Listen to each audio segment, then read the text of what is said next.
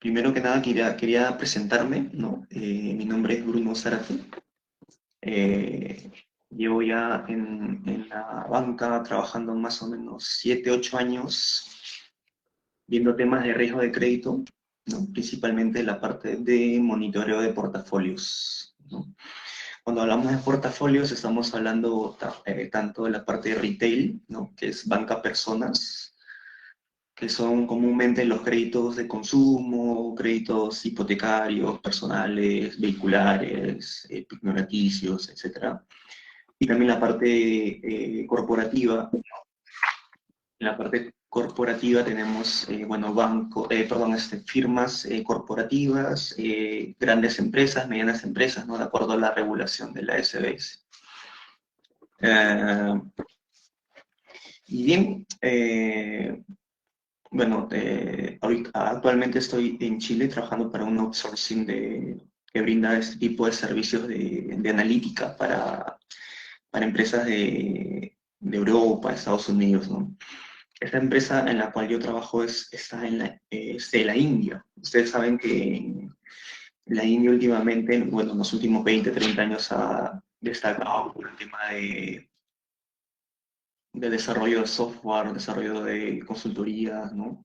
Y trabaja para el mercado de Estados Unidos, de Europa. Y el tema que están en Chile es por un tema horario, ¿no? Más que nada para estar alineados al horario de Estados Unidos, que es uno de los principales clientes, ¿no? De general de toda esta industria, ¿no? Pues bien, ese es un poquito mi background. Eh, la idea del curso, de este webinar, es presentarles el curso que vamos a desarrollar en Risk Analytics Perú.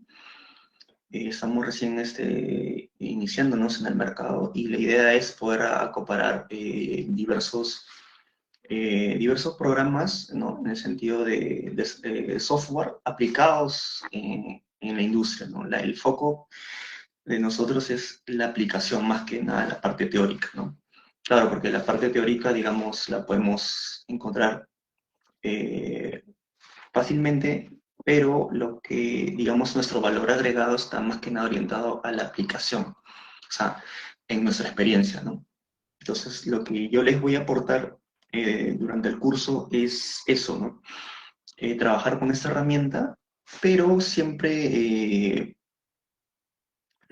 tratando desde mi experiencia, los casos prácticos que se van desarrollando, ¿no? En el día a día, ¿no? Eso creo que sería el principal aporte, aparte de conocer la herramienta, ¿no? Pues bien, les voy a compartir un poco lo que he preparado para el día de hoy. Eh, Más que nada es el contenido que vamos a ir viendo eh, sobre el Machine Learning, ¿no? Bueno, creo que todos hemos escuchado acerca del concepto de Machine Learning, ¿no? Y las principales aplicaciones, en realidad las más relevantes son las que vemos, eh, por ejemplo, en los anuncios de Google, los anuncios de Facebook, ¿no? Obviamente están segmentados de acuerdo a nuestras preferencias, ¿no? Entonces, esos algoritmos, ¿no? Que nos muestran los anuncios, por ejemplo, detrás de esos hay este tipo de modelos que vamos a ver hoy día de Machine Learning. Obviamente las preferencias de nuestros gustos, de lo que vemos, por ejemplo, en Netflix también está orientado, eh, por ejemplo, las películas que vemos, como Netflix te puede predecir más o menos qué película te puede gustar, de acuerdo a todo lo que tú hayas visto, ¿no? Entonces son patrones de comportamiento que los modelos tratan de predecir, ¿no? Y esa es una de las principales aplicaciones, ¿no? Del Machine Learning, predecir, ¿no?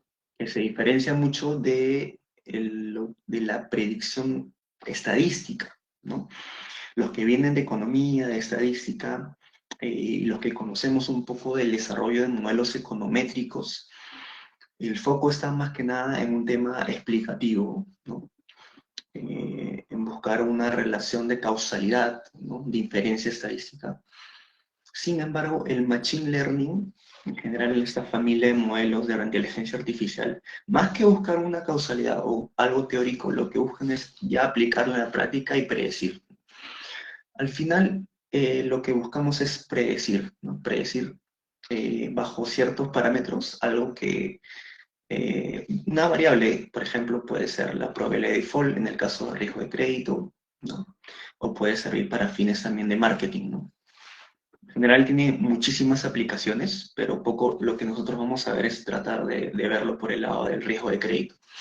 En el riesgo de crédito lo que nos interesa es predecir la probabilidad de default, es decir, cuando un cliente o un deudor es probable a que defaultee, o mejor dicho, que deje de pagar su crédito, sus préstamos, de acuerdo a ciertos parámetros, ¿no? Que vamos a ir viendo un poco, vamos a ir comentando acerca de eso, ¿no? Entonces, eso es para comenzar las aplicaciones que vemos en el día a día del Machine Learning, ¿ok? Y para este curso, lo que sí pediría, lo que sería bueno es tener ciertos conocimientos de base de datos, ¿no? Haber trabajado con los Exceles, hay por ahí uno que otro software. Y también programación, ¿no? Quizás lo básico de programación, ¿no? Por ejemplo, Visual Basic, ¿no? Por ahí algo de algún otro software que hayamos usado. Porque al final, muchos software comparten, ¿no? Cierto lenguaje que se repite, ¿no? Y simplemente es la herramienta, a veces nosotros tenemos que adaptar un poco la manera en que tú programas, por ejemplo, en VBA, adaptarlo a Python o a SAS o a otro software, ¿no? Al final, lo que nos va a importar es lo que buscamos, ¿no? No tanto la herramienta en sí o el tipo de lenguaje. Pero sí sería bueno saber ciertos elementos de programación básica, ¿no? Vamos a ver este tipo de paquetes. Ahora, aquí quiero comentarles que Python trabaja en función a paquetes. Python es un software libre, ojo. A diferencia, por ejemplo, ustedes probablemente hayan escuchado o hayan usado SAS o Stata o SPSS, que es de IBM, por ejemplo. Estos softwares son obviamente comprados, tienen licencia, ¿no? Para poder trabajar con ellos, ¿no? Hay licencias educativas, hay licencias corporativas, donde se puede trabajar en los bancos, por ejemplo, ¿no? Obviamente hay un software detrás de eso. Sin embargo, hay otra familia de de software, voy a admitir un ratito a la gente, ya. Hay otra familia de software que son software libres, ¿no? Open source. Y aquí está Python, ¿no? También está R, por ejemplo, ¿no? Que es open source. Y últimamente lo que se ve en el mercado es que poco a poco la industria está aceptando esta nueva familia de software. ¿Qué pasaba antes, justo hasta hace poco? Hay un tema de preocupación, ¿no? Por el tema de ciberseguridad, ¿no?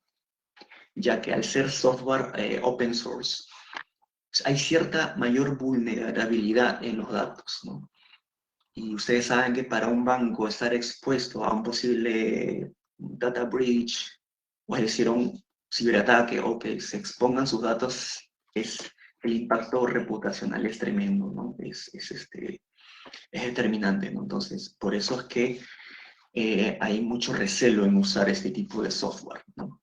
Lo que normalmente vemos es que podemos usarlo de manera interna, o sea, un analista puede tener accesos y usarlo para sus modelos internos, pero para que un banco autorice a cierta área a desarrollar trabajos ya con software, recién se está aperturando, ¿no? Se está abriendo ese camino. Por ejemplo, en Estados Unidos, que nosotros tenemos un cliente allá, ya hay áreas ya que sí están usando Python con todo el respaldo, ¿no? De la organización, ¿no? Pero obviamente hay otras áreas que todavía no, por un tema justamente de protección de datos, ¿no? Entonces, en la medida que esto siga proliferándose, es una muy buena alternativa ya de antemano conocer un poco más, al menos conocer cómo funciona el software, ¿no? Y las diversas aplicaciones que pueden tener. Seguramente ustedes hayan escuchado de MATLAB en algún momento, ¿no? Yo diría que Python es algo muy similar a MATLAB, ¿no? Quizás más complejo, con inclusive mayor alcance, ¿no? Pero sí, yo diría que Python es casi como un MATLAB, pero libre, ¿no? Algo, y obviamente tiene muchas más aplicaciones, ¿no? Ahora, nosotros, en realidad Python puede correr inclusive desde un comando cmd del Windows RCMD, desde ahí puede correr.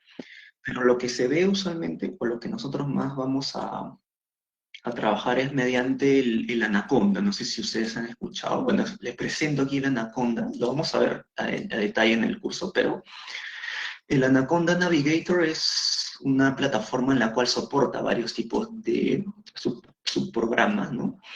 Y en el cual nosotros vamos a trabajar es en el Jupyter, ¿ok? Este Jupyter que vemos aquí, si yo le doy launch, me va a salir, este es el ambiente Jupyter que vamos a ir trabajando durante el curso, ¿ok? Importante también mencionarles que el Jupyter en sí también corre en R, por ejemplo. O sea, nosotros es una aplicación que le estamos dando a Python, ¿ok? Y lo que debería comentarles ahora es que el Python funciona en base a paquetes, ¿ok? Por ejemplo, aquí estoy importando ciertos paquetes, ¿no? Que son nombres particulares de los paquetes que nos va a permitir desarrollar los comandos que vamos a ir digitando, ¿no? Porque de por sí Python tiene su propio lenguaje, pero estas herramientas, por ejemplo, el Pandas es para lo que es base de datos, el NumPy para tipo operaciones matemáticas, y vamos a ver otras también para justamente desarrollar modelos, que es el core del curso, ¿no? Pero sin comentarles de que es como que tú tienes el software y te vas a apoyar en ciertos paquetes. Estos paquetes han sido desarrollados ya por la comunidad de programadores, han sido validados, hay mucho foro detrás de esto, o sea, información abundante que ustedes, por ejemplo, quisieran desarrollar algo, tienen un cierto problema, buscan en internet y rápidamente van a encontrar diversos foros sobre este tema, ¿no? Así que está súper validado y nos va a ayudar a trabajar, ¿no? Va a ser la programación más sencilla, ¿no? Eso sería en cuanto a plataformas, ¿no? Y ya un poco voy a entrar a partir de ahora en un tema un poco más conceptual, que es cómo, digamos, entender un poquito el chip del Machine Learning con un ejemplo sencillo. Ok, miren, en el enfoque tradicional, digamos, nosotros siempre tenemos un input y lo que buscamos es a ese input lo le vamos a poder, mediante un modelo, digamos, y vamos a obtener un output, ¿no? Eso es lo que tradicionalmente nosotros hacemos en un modelo, ¿no? Pero nosotros ya de antemano sabemos los parámetros o las instrucciones que debemos darle a los inputs para tener nuestro resultado, ¿no? Sin embargo, en el Machine Learning, lo que nosotros le vamos a dar a la máquina es el input y el output, ¿ok? Y le vamos a decir, ya, compadres, te doy el input, el output, y tú trata de ver cómo me creas un modelo a partir de eso. Entonces estamos como que delegando un poco la chamba de desarrollar el modelo a- al poder computacional, ¿no? ¿No? Teniendo los inputs, teniendo los outputs, más o menos qué es lo que buscamos, y ya los algoritmos se encargan de desarrollar el modelo. ¿Para qué? Para predecir. Ese siempre va a ser nuestro enfoque, predecir, ¿ok? No tanto causalidad, no tanto buscar la causalidad, la relación teórica, ¿no? Sino temas bien prácticos, predecir y ya está, ¿no? Eso sería ese es el foco principal, porque a veces nos podemos un poco confundir, porque cuando venimos, por ejemplo, a una escuela de econometría, de economía, que siempre buscamos causalidad, ¿no? Pero no, aquí es un poco más práctico predecir. Eso lo vamos a discutir más en detalle en los primeros módulos del curso, ¿no? Porque es bien interesante ese tema, ¿no? Saber diferenciar esos enfoques, ¿no? Y hay una familia enorme de conceptos, ¿no? Por ejemplo, aquí les puse Hay modelos estadísticos, inteligencia artificial, machine learning, hay algo que se llama statistical learning, minería de datos, deep learning, optimización. O sea, hay muchas cosas que a veces podemos nosotros encasillarlos en un esquema, ¿no? Eso es lo que nosotros vamos a ver en el curso, para un poco no perdernos en los conceptos, ¿no? Porque siempre escuchamos, ¿no?, diversas cosas y a veces no sabemos a qué se refieren, ¿no? Por ejemplo, a la inteligencia artificial, machine learning no necesariamente es lo mismo, ¿no? Eso un poco lo vamos a discutir, ¿no? Pero acá les dejo algunas ideas, algunos conceptos que se suele decir en el mercado, ¿no? Y que también ustedes lo tengan presente para nosotros poder discutirlo. Eso es lo que un poco vamos a ver en adelante, ¿no? Bien, ahora vamos a hablar un poco del proceso de Machine Learning, ya habiendo hablado un poco de las herramientas, un poco de las aplicaciones del día a día. Les quiero comentar un poco acerca de cómo es el proceso en la cual nosotros vamos a poder aterrizar en un modelo, ¿no? Este esquema lo encontré y me pareció súper útil para el día de hoy, que se refiere más que nada a la primera etapa, sería la colección de datos. Esto vamos a discutirlo ahora brevemente. Exploración, preparación, modelamiento, evaluación y los insights que vamos a desarrollar a partir de todo este flujo. Ok, vamos a comentar un poco acerca de la colección de datos. Ok, esto va a depender mucho de la infraestructura que haya en la institución donde estemos trabajando, ¿no? Por ejemplo, en Interbank utilizaban bastante lo que es el Oracle y el SAS. Por ejemplo, el SAS estaba más orientado a la parte retail y el Oracle más que nada a otras áreas, ¿no? Pero el core business, que era retail, como que sí se enfocaban con SaaS, ¿no? Entonces imagínate que tú estás desarrollando un modelo y requieres utilizar data de retail y data de otro sitio, vas a tener que en un momento confrontar con diferentes plataformas. Y eso es un poco complicado. Aquí lo que tenemos que tener en presente es conocer bien la estructura o la infraestructura de base de datos de la organización. Si es posible tener las leyendas de las bases de datos, a veces eso no es tan fácil como pedirlo, pero inclusive a veces no la tienen o hay variables que no saben realmente qué significa. Recordemos que los que desarrollan las bases de datos no necesariamente tienen un concepto pleno de cada variable, lo que realmente significa, ¿no? Y muchos de estos nombres de las variables provienen ya de desarrollos que se han hecho hace muchos años y ha quedado, ¿no?, pegado el nombre, entonces tú tienes que un poco que adivinar qué significa, ¿no? Entonces es importante conocer la estructura, ¿no?, la leyenda si es posible, y saber qué variable, qué significa, ¿no?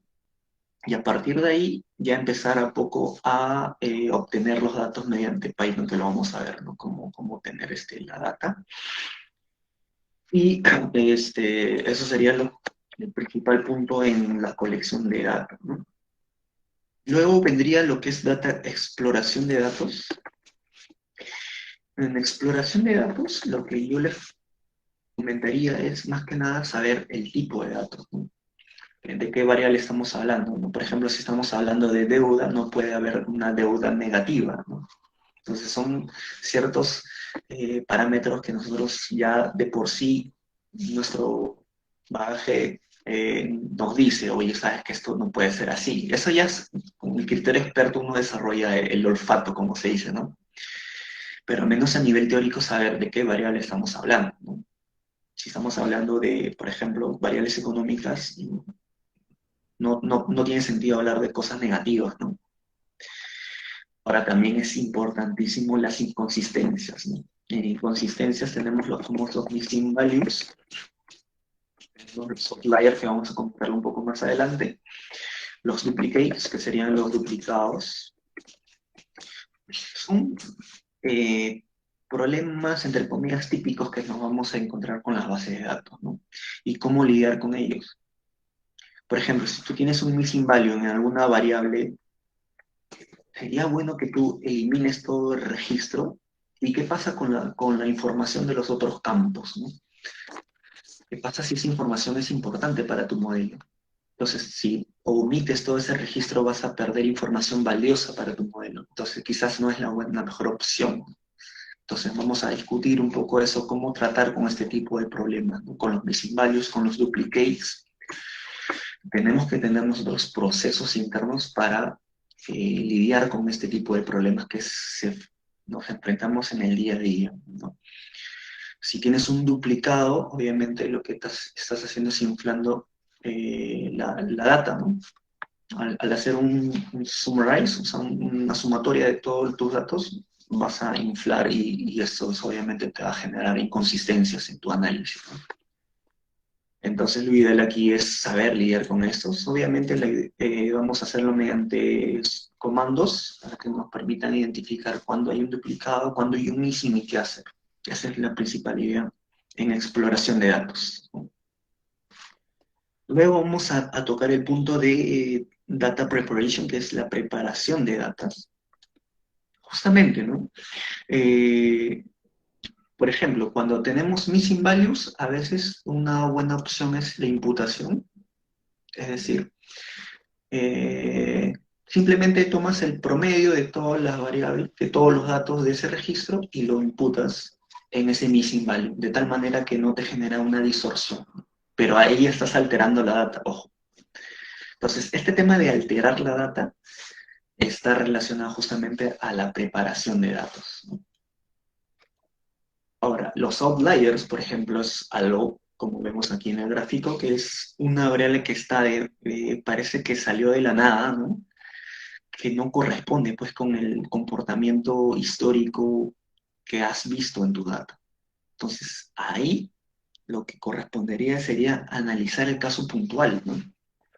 Eh, a veces puede ser, aunque ustedes no crean, un error de tipeo, nada más. De repente pusieron un cero de más, o se comieron un cero, o una coma, etcétera. Te genera estos abruptos saltos, ¿no?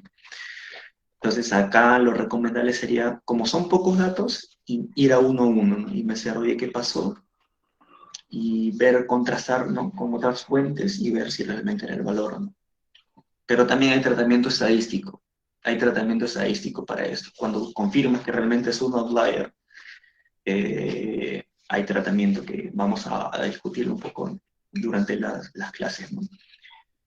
Y obviamente la idea al final es trabajar en todo, en comandos, en códigos, como ustedes ven aquí, de tal manera que todo esté automatizado, ¿no? Porque al final lo que nosotros vamos a hacer es un modelo automatizado, inclusive el tema de la preparación de datos, la colección de datos.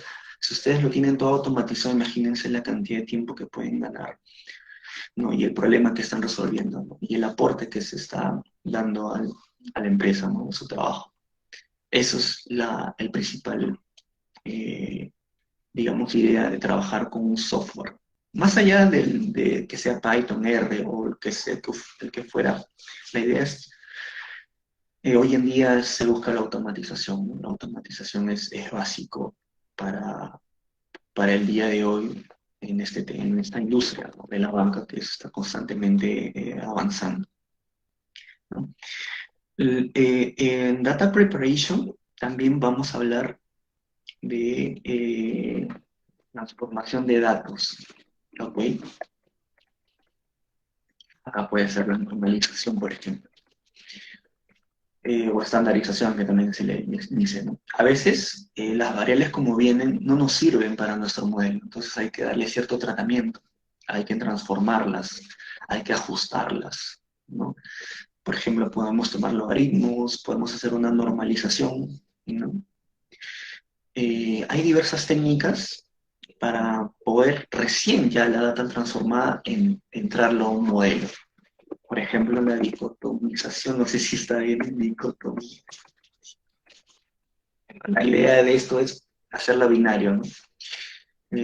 Una variable, digamos, que es una cantidad, transformarlas en ceros y unos, ¿no? En una variable binaria, dependiendo de un umbral que tú defines previamente, ¿no? Y la transformas en cero y uno para que entre un modelo. Por ejemplo, aquí vamos a comentar un poco eh, del estado de default. Eh, El default, por lo general, teóricamente se define el punto en el cual ya el deudor o el cliente ya no deja de pagar, o sea, ya se declara como que en bancarrota y es una pérdida para el banco. Ahora, tú para que definas ese estado de default hay muchos criterios, pero usualmente lo que se trabaja son los días de atraso, ¿no? Vamos a poner aquí días de atraso. Y tú dices, ¿no? Oye, ¿sabes qué? A los 60 días, si tú no me estás pagando en 60 días, ¿sabes qué? Para mí ya estás en default, ¿no? O sea, ya te doy por perdido, ¿no? Pero otro enfoque puede ser 90 días de atraso. Entonces, ¿esto de qué va a depender? Va a depender de la literatura que puedas revisar. Por ejemplo, en la norma de la SBS, me parece que lo definen a 90 días, si es que mal no me equivoco. Pero en literatura internacional hablan de los 60 días de atraso, ¿no? Por lo general, ¿no? Lo que nosotros hacíamos cuando estábamos trabajando para el Banco de Comercio era determinar 60 días para el caso de los minoristas, o sea, para, para los consumos personales, ¿no? Y 90 días ya para empresa, ¿no? ¿Por qué? Porque se asume que la empresa como que puede resistir un poco más. Hay, por ejemplo, empresas cíclicas, ¿no? Estacionales, mejor dicho, y por ahí pueden obtener una mejor recuperación después de los 90 días, ¿no? Sin embargo, un crédito personal a los 60 días ya era poco probable que te repague, ¿no? Entonces, esto lo defines en base a la literatura y también con metodologías internas, por ejemplo, las matrices de transición. Más que nada lo que busca es ver el comportamiento en un año de estos días de atraso, ¿no? Y qué probabilidad hay de que a cierto umbral ya dejes de pagar, ¿no? Pero eso ya es un poco cómo define, ¿no? Pero la idea un poco que les quería decir es que imagínense que tú tienes tu variable original, 10 días de atraso, y tu variable transformada sería el default. ¿Y cómo lo vas a definir? Con una regla simple, ¿no? Si, por ejemplo, mayor a 60 días, que sea default. En caso contrario, no. Si es default, que sea, por ejemplo, uno, ¿no? En caso contrario, cero. Entonces así vas a dicotomizar o ponerla binaria tu variable que ya viene, tu variable que es cuantitativa, ¿no? 10 de atraso puede ser 5, 6, 20, 30. Y lo dicotomizas o lo transformas en una variable binaria, ¿no? ¿Para qué? Para que entre un modelo, porque tú vas a predecir el default y eso lo vas a, digamos, proyectar usando otras variables, ¿no? ¿Qué otras variables puedes usar? Bueno, lo vamos a ver en unos segundos, pero es, por ejemplo, el nivel de ingreso, el endeudamiento, etcétera, ¿no? Pero un poco por esto, por ahí va el tema de lo que es preparación de datos, ¿no? Entonces estamos aquí en el punto de preparación de datos, que es transformar más que nada. Y ahora aquí un pequeño comentario. Miren, en realidad el trabajo de data collection hasta data preparation, yo diría que es más del 50% de la chamba de modelamiento. En realidad, inclusive podría ser 60-70% de la chamba en sí. O sea, que es importante conocer estos conceptos, ¿no? Porque sería ideal que nos den una data limpia y nosotros simplemente aplicamos el modelo y ya está. Yo creo que así se reduciría mucho personal en los bancos. Pero lo que pasa en el día a día es que hay problemas de data, ¿no? Entonces uno tiene que lidiar, investigar un poquito, ¿no? Y eso es casi el 70%, 60% de la chamba. Entonces, por eso es importante tener esto súper desarrollado, conocerlo bien, para ya entrar al mundo del modelamiento en sí, que es el core del curso, ¿no? Pero no podemos hablar de modelamiento sin antes haber hablado de todo esto, ¿no? Es un poco lo que les he comentado. Y ahora en la parte de modelamiento, bueno, creo que me salté, bueno, en Data Exploration y dentro de Data Preparation también vamos a buscar insights, ¿no? Por ejemplo, un scatter, probablemente hayan escuchado, hayan visto en otro software, ¿no? El scatter, que es una gráfica, un ploteo, ¿no? Un ploteo de dos variables, y si ven que, por ejemplo, en este caso hay una cierta tendencia, quiere decir que están correlacionados y es una candidata fuerte al modelo, que entre a tu modelo, ¿no? Por ejemplo, tú estás buscando predecir el default y ves que tu variable de endeudamiento o sobreendeudamiento tiene un comportamiento tendencial, no de este tipo, es un candidato fuerte para poder explicar o predecir tu modelo, ¿no? Vamos a ver histogramas. Todos estos histogramas, scatter, son plots que se ven típicos, ¿no? En cualquier programa de estadístico, y obviamente en el Python también lo vamos a ver, ¿no? Que nos va a ayudar más que nada a dar los insights, los drivers, como se dice, ¿no? Para nosotros poder decir qué variables van a entrar al modelo, ¿no? Entonces, una vez hayamos ya desarrollado esto, analizado la data, ¿no? Podemos ya hablar de modelamiento. Recién ahorita podemos hablar de modelamiento. Después de esta investigación que hemos hecho, ya podemos hablar de modelamiento, ¿no? En modelamiento tenemos pues los que vienen de la escuela de economía. Bueno, yo soy economista, por eso hago esta referencia constantemente. Normalmente lo que hemos visto son las regresiones, ¿no? Regresión econométrica, ¿no? El típico modelo para este caso de lo que es probabilidad de default son los logit, ¿no? Los probits forward. Sí, el primer supuesto de normalidad, ¿no? Pero el más común, digamos, es el logit, ¿no? Acá igual es una variable dicotómica, por ejemplo el default, y lo vas a contrastar con otras variables. Eh, pero como les decía inicialmente, el tema aquí con las regresiones es que el enfoque, que tradicionalmente es explicativo, obviamente se puede predecir, pero no es su fuerte actualmente. Para predecir se está optando más por los modelos Machine Learning, ¿no? En el caso de modelos de clasificación, que es uno de los tipos de Machine Learning, hay una familia inmensa. Por ejemplo, podemos hablar de árboles de decisión, de random forest, eh, pero al final la idea es la misma, ¿no? Darle al modelo los inputs, los outputs, y que el modelo con el poder computacional desarrolle un modelo, ¿no? En base a ciertos parámetros, ¿no? Nosotros tenemos que definir aquí, por ejemplo, la data, una data para que el modelo se entrene. Esto vamos a comentar un poco más. Data de entrenamiento y data de evaluación. Vamos a tratar de graficarlo aquí un poco. Más o menos, por default, el 70% de la data se puede destinar a lo que es training, ¿no? Ahorita vamos a comentarlo. El 30% se puede destinar a lo que es evaluation o testing, ¿no? ¿Qué quiere decir esto? Acá puede ser inclusive 80, ¿no? Pero ¿qué pasa? Imagínate que tú tienes 100% de tu data ya limpia, ya trabajaste, ya lo transformaste, eliminaste los missing, los duplicates, todos los outliers. Bacán. Ahora, vas a entrar a modelar. Ya estamos en la etapa de modelamiento. ¿Cómo te aseguras que tu modelo es bueno o no? Bueno, normalmente de tu 100% de registros, lo que vas a hacer es un corte.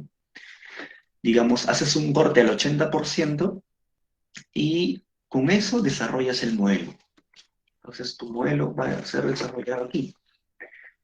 Pero tú quieres saber si realmente es bueno el modelo o no.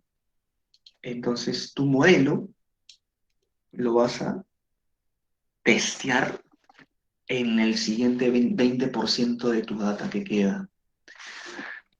Porque tú sabes realmente, en este 20%, tú realmente sabes quién es default y quién es no default, ¿no? Entonces, como tú ya tienes un modelo de predicción en el 80% de tu data, lo que vas a hacer es, ese modelo resultante lo vas a calibrar aquí. Y ahí es donde vas a ver, oye, si predijo bien o no. Por ejemplo, imagínense que para un individuo predijo que era default, y aquí en este 20% efectivamente se contrasta que es default, el modelo funcionó bien. Pero si es que no es el caso, ya tendríamos un issue, ¿no? Un tema. Y al final lo que vamos a buscar es que estos inconsistencias, entre comillas, sean lo menos posible, ¿no? Y para eso obviamente vamos a testear varios modelos, varios modelos. Es un poco la manera de calibrarlo y acá lo importante es el sampling. El 80 con el 20% de la data tienen que tener el mismo muestreo, vale decir, o sea, las mismas características, ¿no? Por ejemplo, sala de muestreo estratificado, ¿no? El sampling es muestreo en inglés, pero por ejemplo sale mucho del muestreo estratificado, que es donde tú vas a buscar. El muestreo aleatorio es random, ¿no? Pero el muestreo estratificado es en el cual tú buscas que en estos dos grupos que estás creando haya cierto comportamiento similar, ¿no? O sea, digamos, número, por ejemplo, de hombres, número de mujeres, no sé, edad, o sea, lo más posible que se parezcan, ¿no? ¿Por qué? Porque si, obviamente, si, por ejemplo, imagínate tu 80% de aquí trabajas con puros hombres y aquí lo testeas con mujeres, a ver, obviamente no estás evaluando nada, ¿no? Porque hay un comportamiento distinto. Sin embargo, si tú trabajas con un muestreo estratificado, lo que vas a buscar es que esos dos samplings tengan las mismas características, ¿no? Por lo tanto, sea factible una comparación, un testeo, ¿no? Y ahora, un comentario, hablando un poco, por ejemplo, de sexo, o de la edad, o de la religión, ¿no? Ustedes saben que para modelar este tipo de modelos, para la redundancia, las variables comunes se usan, por ejemplo, inclusive estas variables, imagínense, ¿no? Que se usan para discriminar, o sea, para tratar de diferenciar, eh, por ejemplo, en qué rango de edades son más vulnerables a defaultear, ¿no? Igual la religión, igual la raza. Normalmente esto siempre se ha trabajado así, pero ¿qué pasa? Que en los últimos años estas dos variables, por decirlo menos, son muy sensibles, ¿no? Por ejemplo, en Wells Fargo, que es una compañía de Estados Unidos, un banco de Estados Unidos, fueron demandados porque sus modelos utilizaban estas variables para discriminar, ¿no? Entonces ya estamos hablando aquí ya de temas un poco más sensibles, ¿no? Que antes no se discutía.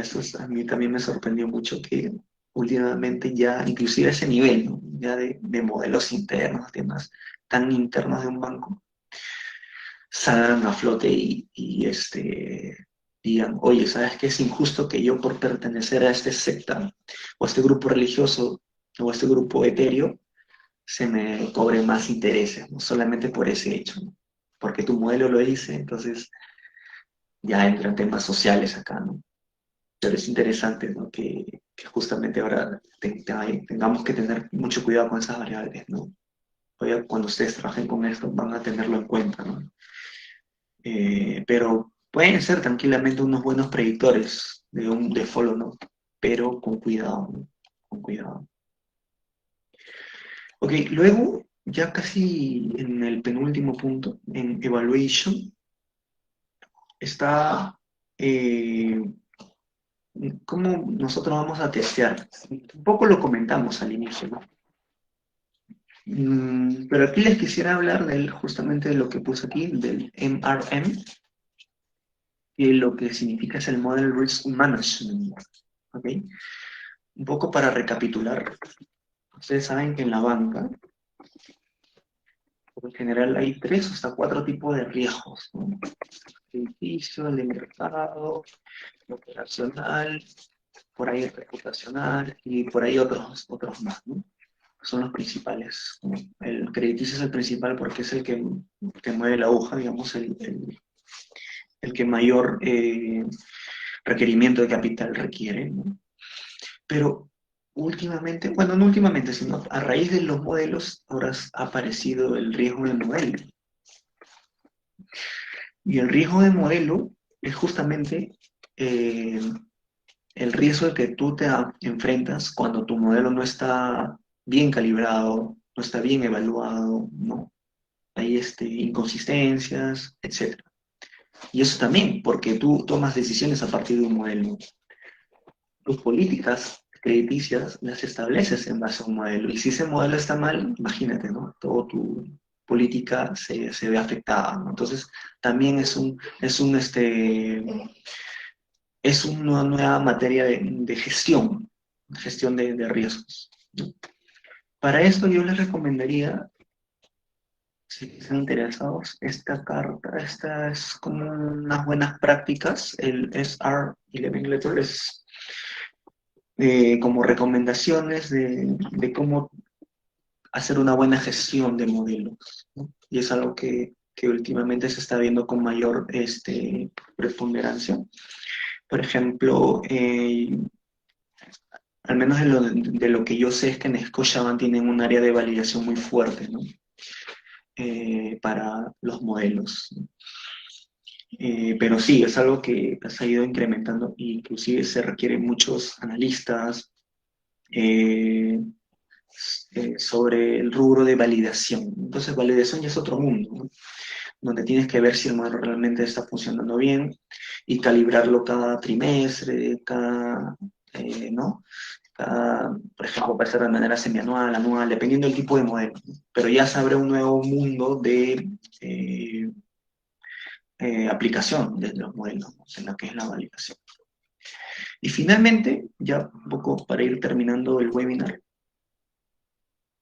es el tema de los insights, ¿no? O sea, ya cuando tienes tu modelo desarrollado, evaluado, ¿qué cosa vas a aportar realmente, ¿no? Y acá un poco les quería comentar, seguramente ustedes han escuchado del famoso storytelling, ¿no? Que es como tú vendes una historia, eh, un producto, pero con un componente emocional, ¿no? Eh, al público. En este caso, hay un concepto que me llamó la atención que se llama data storytelling, que lo que busca es justamente cuando queremos ya exponer estos modelos a un comité de alto nivel, no nos podemos perder en temas estrictos de técnicos, porque los que nos escuchan, claro, tu jefe directo quizás, ¿no? Pero ya cuando vas, por ejemplo, a un comité, ¿no?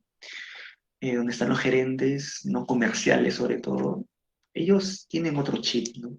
Entonces tú cuando vas con el modelo a veces como que no te dan mucha bola porque lo ven como que muy técnico, ¿no? Y no hay como que un aporte real, ¿no? Al mundo real, o sea, a mí como banquero me vas a ayudar a colocar más créditos, me vas a ayudar mejor a gestionar mi mora, etcétera. Entonces aquí lo que surge es el data storytelling, o sea, cómo ustedes van a vender ese producto que ya desarrollaron, que tanto esfuerzo les costó.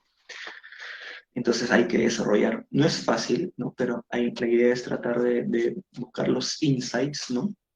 Que te permitan llegar a lo que busca el gerente, ¿no? El gerente está preocupado por la mora de este sector, entonces tú puedes entrar por ahí, ¿no? Se ha detectado que en el sector tal, ¿no? Los últimos años incrementado y con el modelo tal, tal, y con el PBI, etcétera, podemos llegar a una buena gestión del riesgo por esto, por esto, por esto. Entonces, como un comentario final les quería mencionar esto, ¿no? Del data storytelling, que es un concepto nuevo que hace poco lo leí y me pareció súper interesante comentarles, ¿no?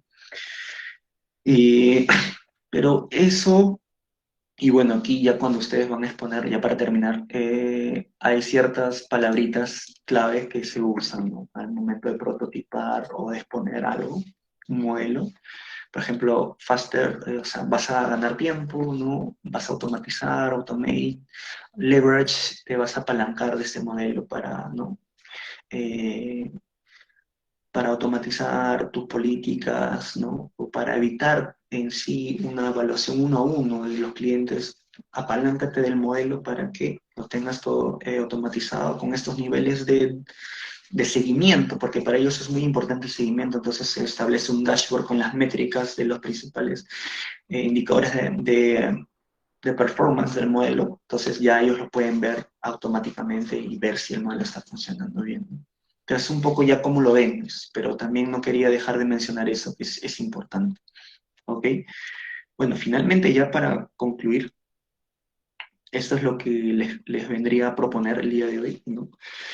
Conversar, analizar, debatir un poco y ver este flujo de Machine Learning, pero ya aplicado obviamente con código, ¿no? Vamos a entrar a los códigos, vamos a entrar a ver los casos, ¿no?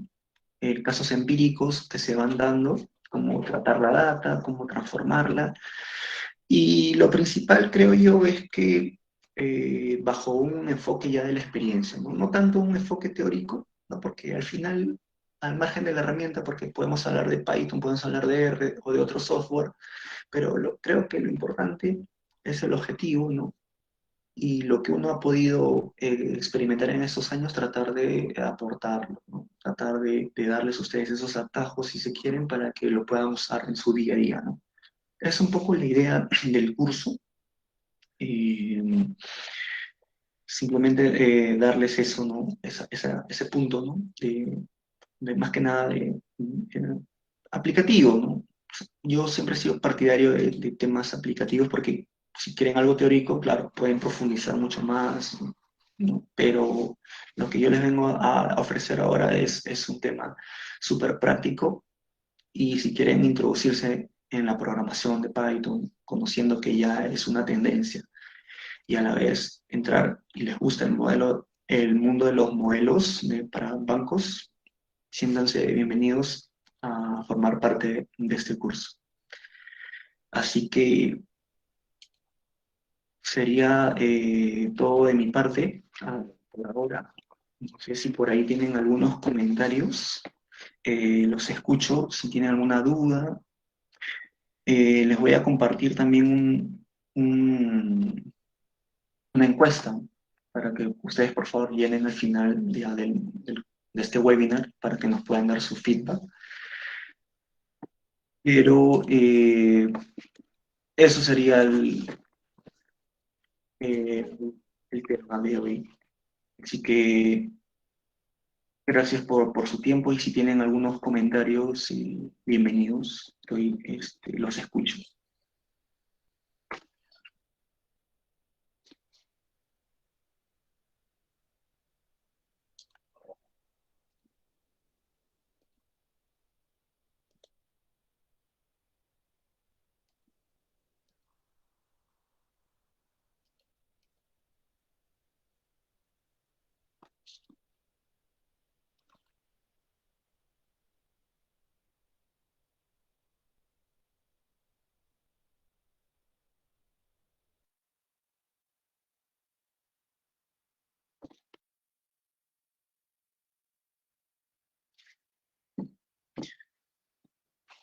Ok, Jaime, tienes una consulta. Dice, ¿cómo es que calibra el modelo después de la validación? Claro, en la validación es donde vas a encontrar si realmente el modelo está funcionando, ¿no? De acuerdo a tus parámetros, porque cada modelo es distinto, ¿no? Entonces, de acuerdo al modelo que hayas definido, vas a encontrar ciertos indicadores de performance, ¿no? De cómo se está comportando el modelo, y eso lo vas a evaluar, digamos, cada trimestre, ¿no? Y en función a eso vas a determinar si el modelo todavía es válido o tienes que ajustar, ¿no? Entonces, por ejemplo, si ves que, y acá tienes que determinar flags, o sea, acá el tema es generar flags, ¿no? Flags, o sea, banderitas rojas, banderitas amarillas, y si es, por ejemplo, si está en amarillo, quizás tienes que ajustar un poco el modelo, ¿no? Entonces, para eso te sirve el tema de validación. ¿Y cuántas observaciones? Mira, en el caso de observaciones, y vamos a discutirlo un poco, hay modelos que te permiten trabajar con pocos datos. No necesitas muchas observaciones, y justamente es lo bueno del Machine Learning, ¿no? Pero sí, pero también es cierto que hay otros modelos que sí te requieren mayor cantidad de datos. Por ejemplo, en modelos econométricos, mientras más datos tengas es mejor, ¿no? Porque tu modelo va a ser como que va a tener un mejor comportamiento, ¿no? Sin embargo, Machine Learning no necesariamente, pero sí también hay otros modelos dentro de Machine Learning que requieren una gran cantidad de datos.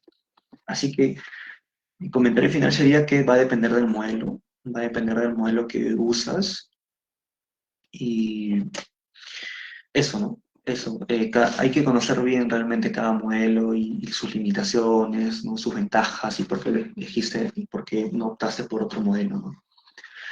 Pero por ahí va el tema, mi estimado Jaime. Muchas gracias por tu comentario. Bien, en el chat se ha colocado una encuesta. Han enviado una encuesta, por favor agradeceremos si la pueden completar.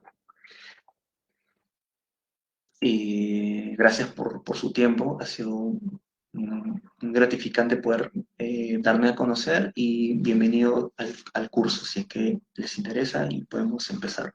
Entiendo que ya en las próximas semanas está empezando el curso, así que nada, muchas gracias por su tiempo y serán hasta una nueva oportunidad. Hola Bruno, no sé si me escuchan bien. Hola Candy, ¿qué tal? Es solamente mencionar que las personas que puedan completar esta encuesta de satisfacción van a pasar a un sorteo, como se le había mencionado antes, de una beca y 2 medias becas, por lo cual se agradece su participación en este webinar. Me gustaría también invitarlos a los próximos que van a ver.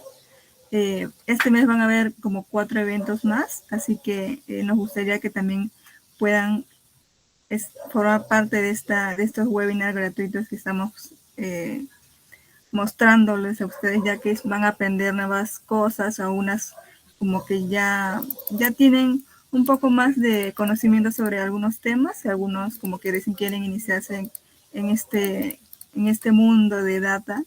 Así que agradecerles por su participación. Y pueden llenar la encuesta, que es muy importante. Muchas gracias Candy. Bueno, gracias a todos, gracias por su tiempo, por bien en la encuesta y nos estamos en contacto. Gracias.